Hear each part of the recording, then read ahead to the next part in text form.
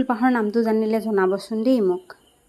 মোৰ ল'ৰা আৰু মই গৈ আছোঁ ঘৰৰ কাষতে থকা মামীয়ে ঘৰলৈ। তেওঁলোকৰ ঘৰত গৈ দেখোঁ তেওঁ শহাপহু পুহিছে আৰু মোক দেখুৱাইছে। সঁচাই শহাপহুকেইটা চাই যেন ইমান ভাল লাগিছে। আৰু লগতে তেওঁ মোক খাবলৈ আনি দিলে পকৰি, আৰু যিহেতু বহুত গৰম দিছে নেমু চৰবত দিলে। আৰু তেওঁ মোক দেখুৱাইছে শহাপহুৰ পোৱালিকেইটা। সঁচাই পোৱালিকেইটাও ইমান মৰম লাগিছে দেখি। মোৰ ল'ৰাটোও চাই খুব ভাল পাইছে।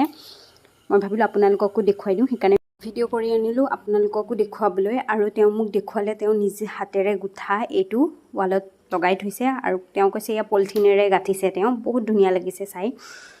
তাৰপিছত ওলাই আহিলোঁ তেওঁলোকৰ ঘৰৰ পৰা। সৈয়া চাওক, মোৰ ল'ৰা দৌৰি দৌৰি আহিছে টেকেলিত পইচা থ'বলৈ।